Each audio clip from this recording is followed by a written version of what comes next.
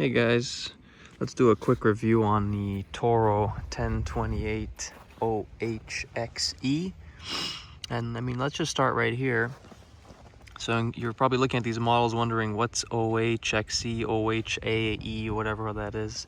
They're just model specifications. So in these terms, the O stands for overhead valve, the H stands for heated hand grips, the X stands for triggered steering, and the E just means electric start.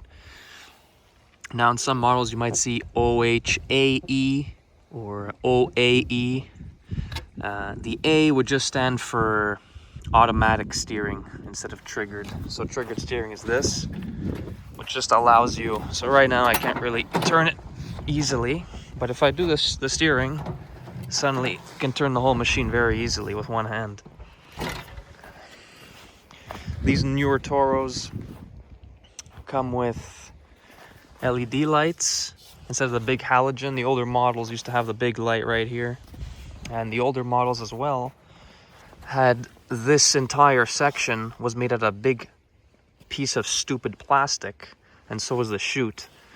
And this big piece of plastic would always break, would always crack, and it's not when, it's not if, it's gonna be when. It always breaks. And on these models, they finally just went all metal, much more reliable. The chute's all metal. Those used to be plastic as well. Anti-clog, patented system, according to Toro, and guaranteed for life as well. And here is where Toro really differentiates between all the other snowblowers, in that the entire shaft on these Toros is made out of hardened steel, and so are the gears inside the box. And so they don't use traditional shear pins like on regular machines. On regular machines, if you hit something really hard with the auger, the pins right here would just shear off, so you don't destroy the gears inside, which are usually made of brass or some other soft metal. But here they use bolts. So I mean, a lot of people don't really like that, because it could be a failure point if you hit something huge and keep going. Even though they're hardened steel, you could still strip out some gears. But I never had an issue, so that's one thing. The bucket's a 28-inch, and the height, regular height's about 21 to 22 inches. And like I said, this is a 1028, so 10 horsepower engine, 28-inch clearing width. And we're gonna take a look at the front command center here. This is the heated hand grips, like we were saying, OHXE. That's on, and then right here, and they get very nice and hot, perfect for winter. And another uniquely Toro feature here is the quick stick, which I think is honestly the best system. Very easy to use, very easy to manipulate. You just press it down like that, releases it, and you can go any way you want, up, down. Very easy to use. Here we got our transmission that makes the wheels go. This is the auger here.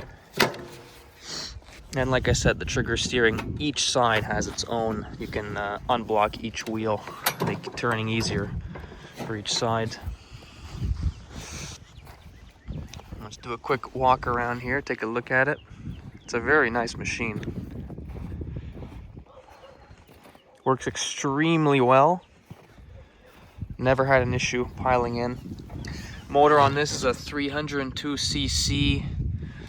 These are Chinese made engines, unfortunately. Toro does not use Briggs & Stratton anymore, it seems. Neither does Aaron's. That's another story. This is the electric starter. Basically what you do, you just plug in an extension cord right there, and instead of pulling, you press the button here. Gas, it says E0 or E10, not E15. Unfortunate, because E15 is all we got here now in Canada. Oil dipstick, 530 recommended. I have 540 in there, that's all I had. It'll work fine. And then here we just got a safety key, keep it in to start it. This is our throttle right there. Try to get a better shot of that.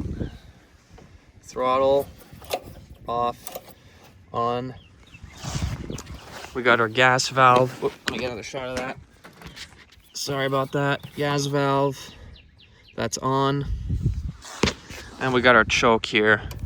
That's full open, that's full close, primer. And we'll start it up and take a look at it. It might get a bit loud. Should start on the first shot.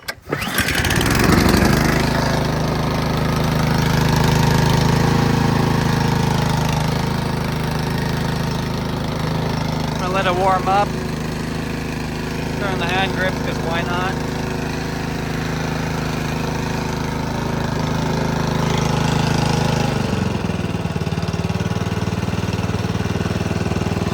Full open now.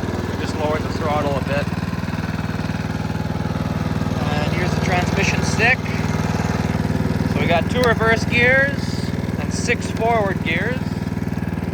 And you got a really slow turtle gear here. That's if the snow is really high, really thick. You want to advance as slow as possible while you're going through.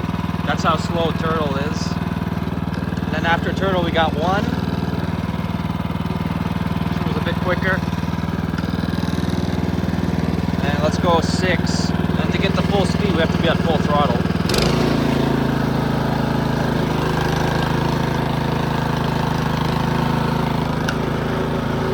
Let's go to 1, 2.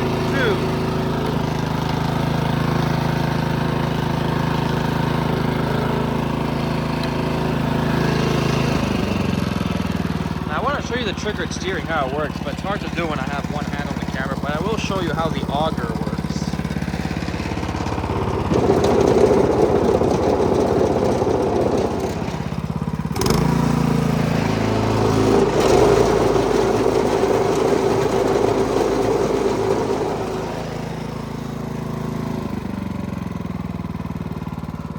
Try to show you how the steering works here. Let's go in a higher gear.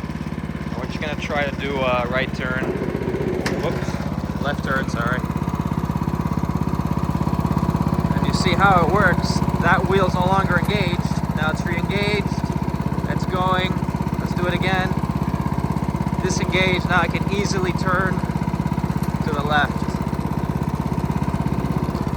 Very easy work. We're just going to shut it off here. Actually, you'll see the LED.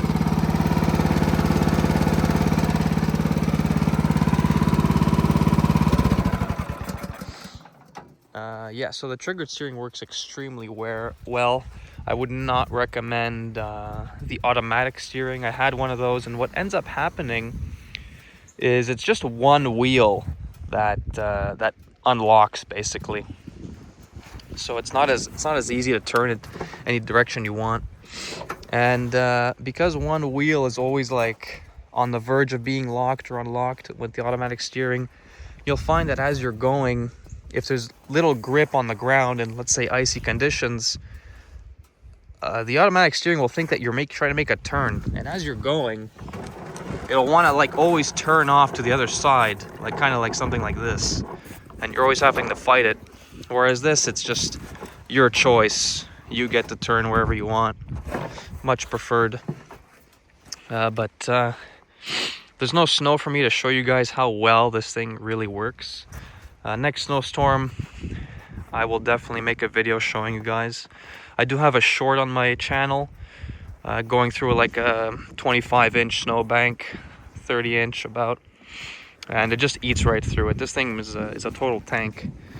Long term, I'm not sure about engine reliability, but the engine runs very well. I haven't had an issue starting it or running it or anything so far, so I have high hopes there. But yeah, that's pretty much it. Short little 10-minute review.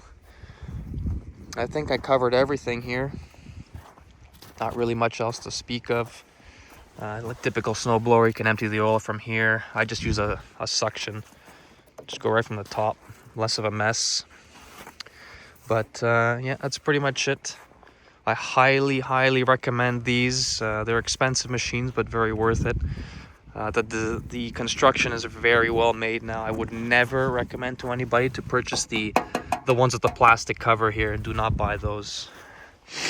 Anyway guys, thanks for watching. I hope this was helpful to some people make a decision here.